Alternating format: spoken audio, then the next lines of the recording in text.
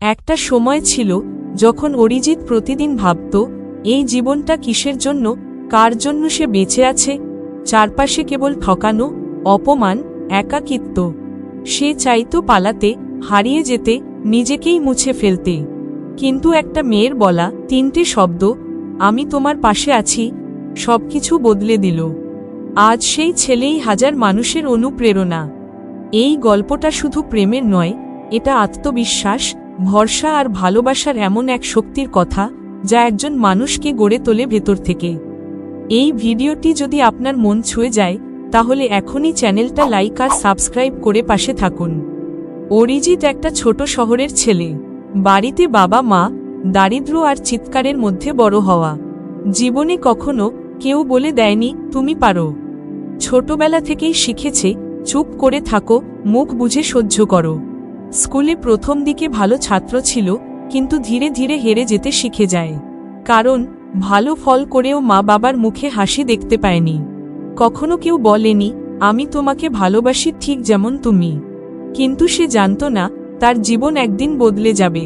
আর সেই পরিবর্তনের নাম মীরা। কলেজে প্রথম দিনই মীরার সঙ্গে দেখা। অরিজিৎ চুপচাপ বসে থাকত লাইব্রেরিতে, বইয়ের পেছনে মুখ লুকিয়ে। মীরা ছিল সম্পূর্ণ উল্টো। খোলা মনে হাসে, সবার সঙ্গে কথা বলে। কিন্তু অদ্ভুতভাবে সে প্রথমেই চোখ আটকে দিল অরিজিতের দিকে।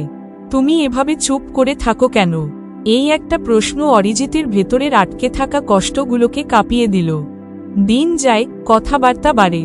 মীরা বুঝতে পারে এই ছেলেটা বাইরে থেকে যতই চুপচাপ হোক, ভেতরে তার অনেক স্বপ্ন, অনেক গল্প, অনেক ভয়। ভালোবাসা বলতে আমরা বুঝি একটা অনুভব, কিন্তু মীরার ভালোবাসা ছিল ভরসা, ধৈর্য আর অরিজিতের ভেতরের মানুষটাকে গড়ে তোলার চেষ্টা। একদিন রাতে মীরা একটা মেসেজ করল, তুমি জানো তুমি একদিন খুব বড় কিছু করবে। আমি তোমার পাশে আছি যতদিন না তুমি নিজেকে খুঁজে পাও। সেই মেসেজটা পড়েই অরিজিৎ প্রথমবারের মতো চোখের জল ফেলেছিল। কিন্তু সেটা ছিল ভালোবাসায় ভিজে যাওয়ার আনন্দের অশ্রু। ধীরে ধীরে সে নিজের উপর বিশ্বাস রাখতে শিখল। মীরার অনুপ্রেরণায় সে ডিবেট ক্লাবে যোগ দিল, বক্তৃতা দেওয়া শুরু করল। কলেজ ফেস্টে সে হয়ে উঠল সেরা পারফর্মার। ভালোবাসা কাউকে শুধু হাসায় না, অনেক সময় চোখের জলে ভাসিয়েও দেয়। কারণ ভালোবাসা মানে শুধু একে অপরের হাত ধরা নয়, ভালোবাসার মানে একে অপরকে সত্যি করে বদলে দেওয়া। মীরা বলেছিল, তুমি এখন যা সেটাই অসাধারণ, কিন্তু তুমি যা হতে পারো সেটা আরও বিস্ময়কর। এই কথাগুলোই হয়ে উঠল অরিজিতের পথ চলার পাথেও। সে চাকরি খোঁজে, ব্যর্থ হয়, আবার উঠে দাঁড়ায়, কারণ সে জানে কেউ তার পাশে আছে। 3 বছর পর অরিজিৎ আজ একটা মোটিভেশনাল কোচ। হাজার হাজার মানুষ তার কথা শোনে, অনুপ্রেরণা পায়।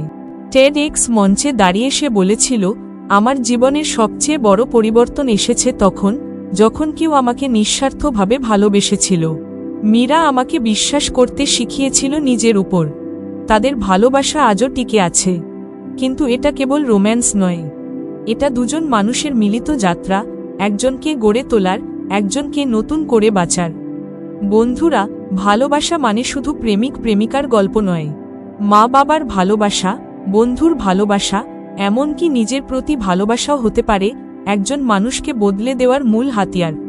যদি কেউ একবার আপনার চোখে চোখ রেখে বলে তুমি পারবে, তাহলে বিশ্বাস করুন আপনি অবশ্যই পারবেন। ভালোবাসা একজনকে কাঁধে করে সামনে এগিয়ে নিয়ে যায়।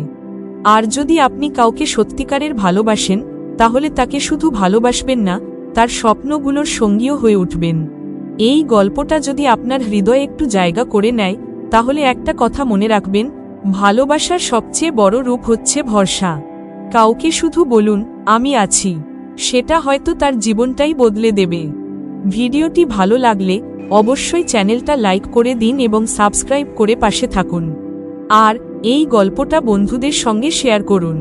হয়তো তাদের মধ্যেও আছে একজন অরিজিৎ যে অপেক্ষা করছে একটা ছোট্ট ভালোবাসার স্পর্শের। ধন্যবাদ।